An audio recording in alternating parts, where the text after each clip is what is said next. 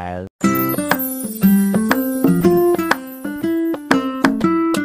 A few moments later. Ayan, simple lang almusal ng alaga ko. Sibuyas, pipino, kamatis lang. Simple lang ang pagkain nila dito, mga kabayan. Ayan natin yung sibuyas. Hindi natin pwede damihan. Okay.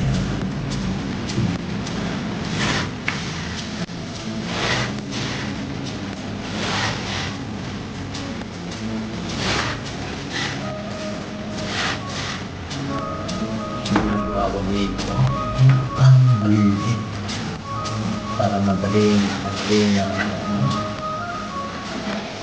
niyang kainin.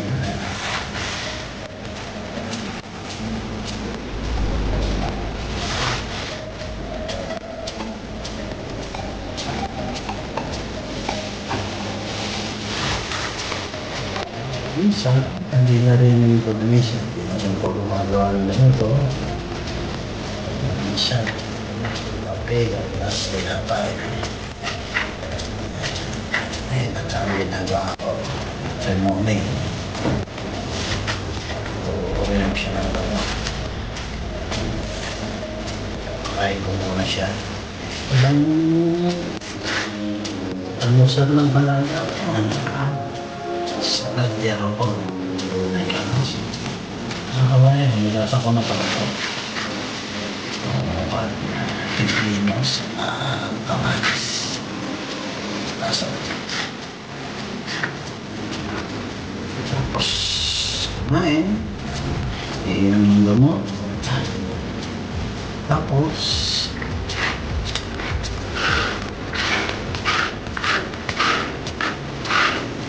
ibo na yan. Wala. Hindi ka yung bayan. Madali lang.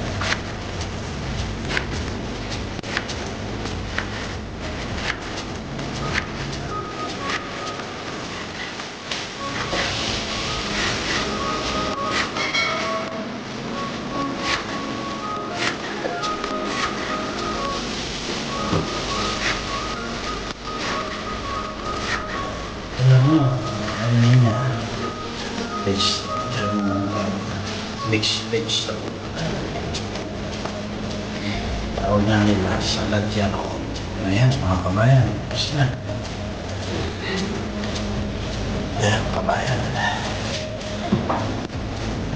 Titiplan naman tayo ng kanyang kape. Palaman na natin yung kanyang tinapay.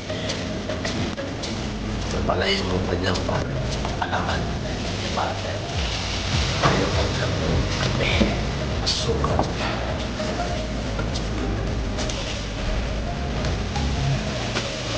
Tsaka maliit lang. Pwede masyado kape na platin lang. Pwede yan. Saka gatas.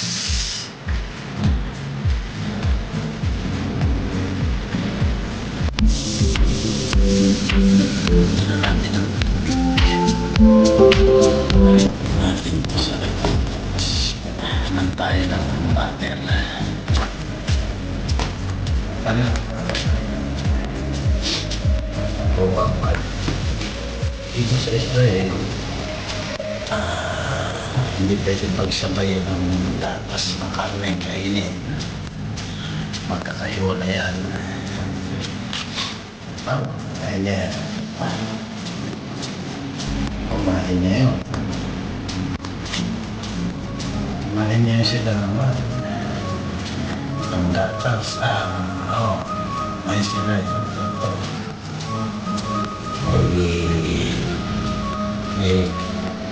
May gatas.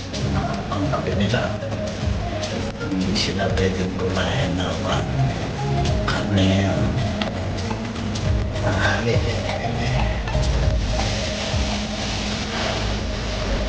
Mahali na silang kumain. Mahali.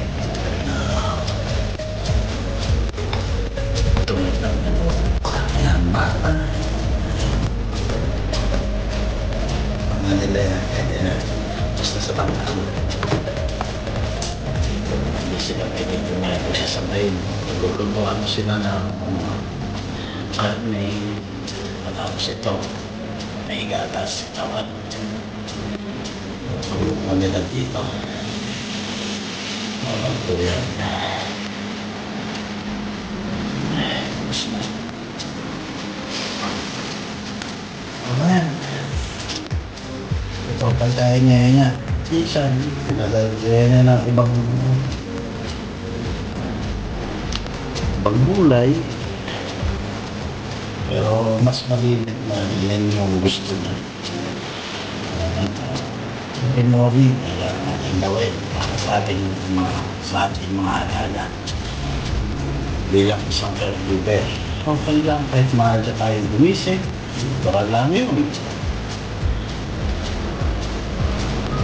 Kasi hindi naman bata yung ating nanagang, hindi makatanda.